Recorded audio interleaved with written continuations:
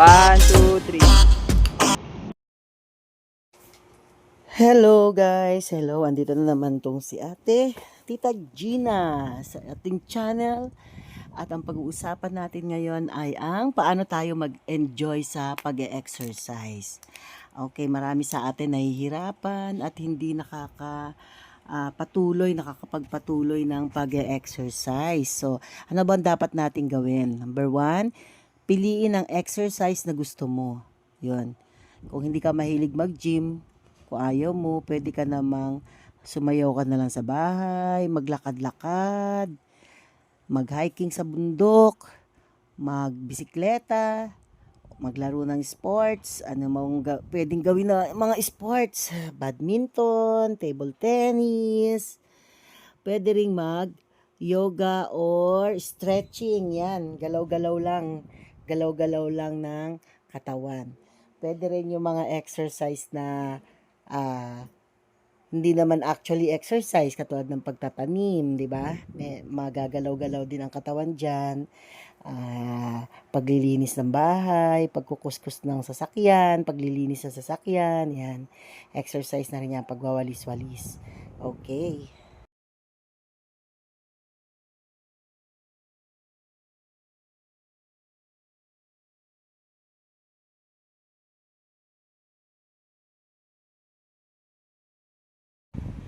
Maganda rin na iba natin ang ating mga routine.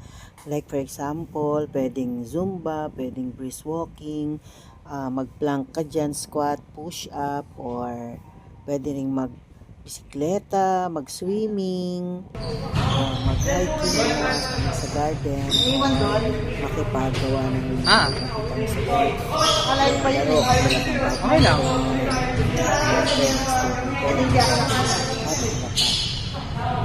May hawak ako isa, oh.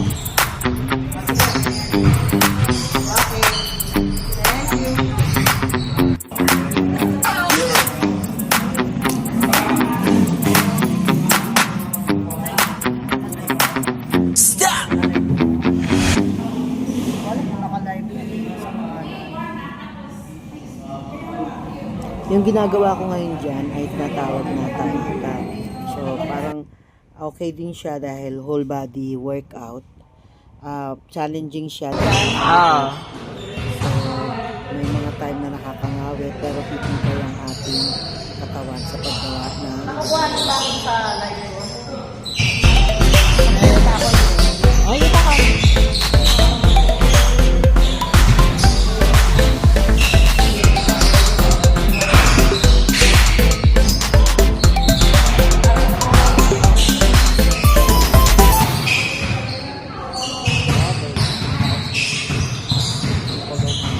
maaari ding isabay ang ating mga workout sa mga gawain pang bahay habang naglilinis, nag-exercise, habang nanonood ng TV, nag-stationary bike kung meron ka, or walking, or stretching. So maganda rin ang combination na ganyan.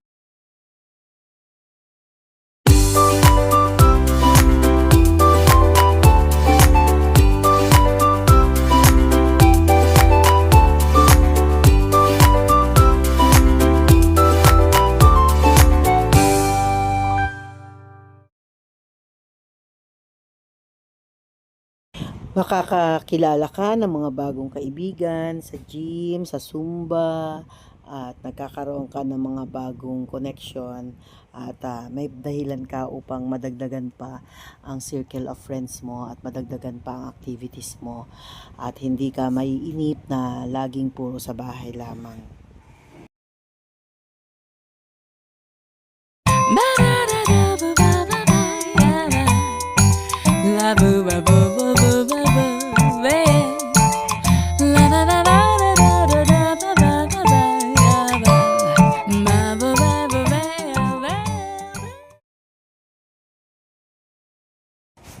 Ang mga achievable goals ay iyong isulat at bigyan ng pagkilala kapag nagawa mo ito. Halimbawa, Ngayong linggo, makakalakad ako ng 3 araw kahit tig 30 minuto lamang. Kapag natupad mo ito, magkakaroon ka ng sense of accomplishment, and this will give you motivation at lalo kang gaganahan na ipagpatuloy ang iyong exercise.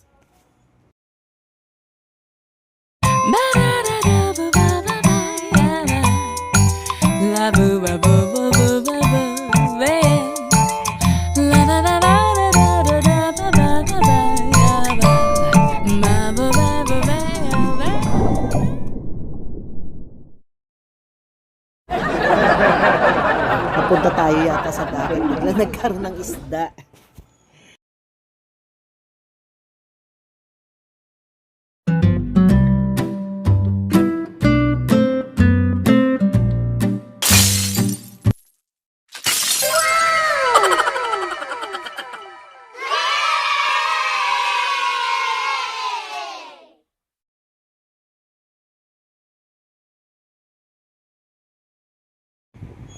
Bigyan mo ng pagkilala or i-celebrate kapag nakakagawa ka ng mga exercise. So, give a pat on your back. Hindi naman yung puro pagkain lang ang celebration, ha. Ang celebration nito ay matutuwa ka sa sarili mo at i-acknowledge mo na ginagawa mo ang mga ito for a healthy body, for a healthy, stronger, and for long life.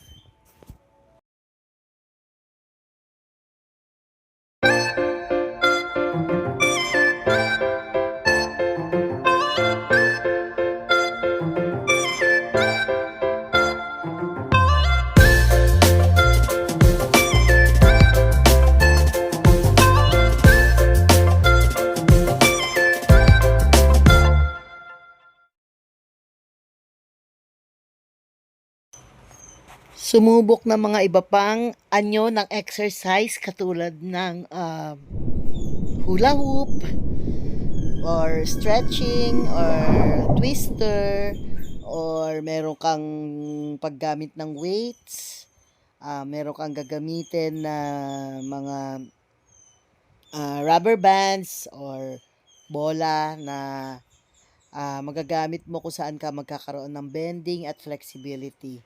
Magandang sumubok ng iba't ibang uri ng exercise.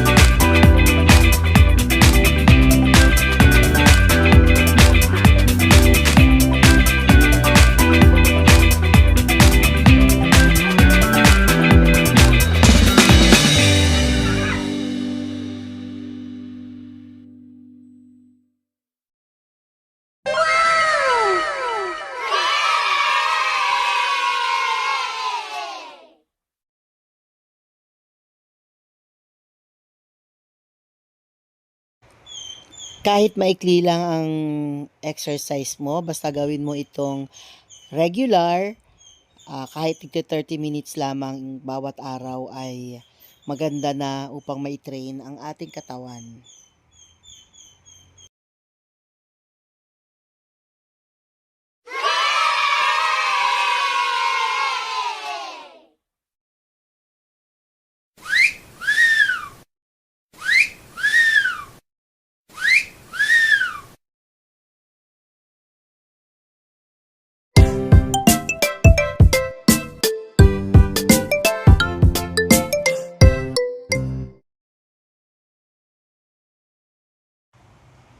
Paano mag-e-enjoy kahit nahihirapan sa exercise?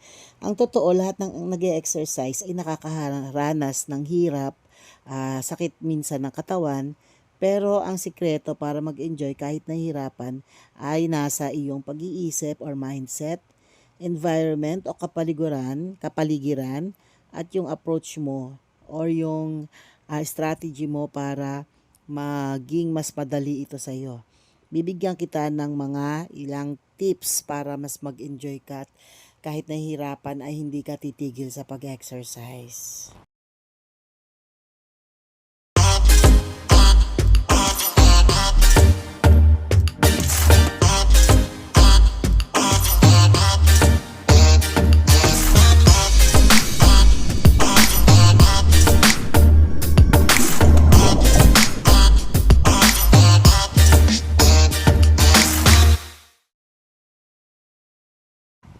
Okay, number 1, tandaan ang bakit. Kapag nahirapan ka, isipin mo uli, bakit ka ba nagsimulang mag-exercise? Ito ba ay para sa kalusugan? Para mas lumakas ka? Para sa pamilya mo? Para magka-enerhiya ka araw-araw? Kung malinaw ang dahilan mo sa sarili mo, kahit nahirapan ka, nagiging sulit ito at mag-i-stick ka dito at hindi ka basta-basta susuko.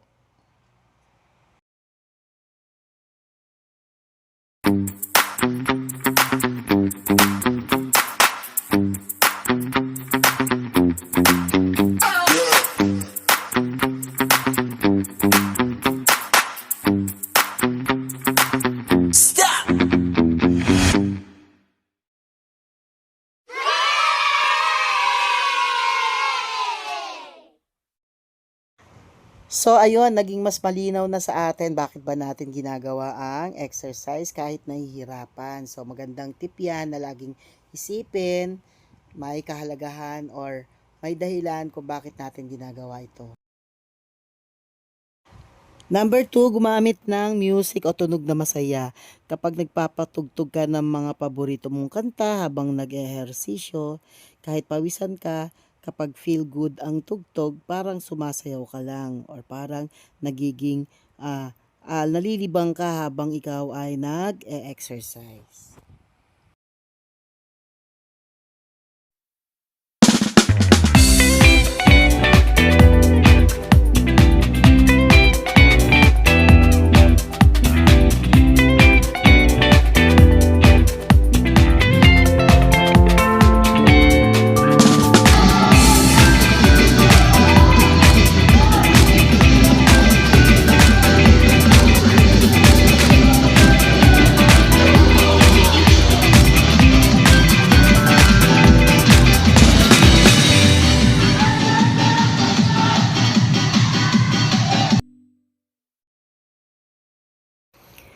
Gawin siyang social event, mag-exercise kasama ang kaibigan, partner, anak, o online fitness buddy.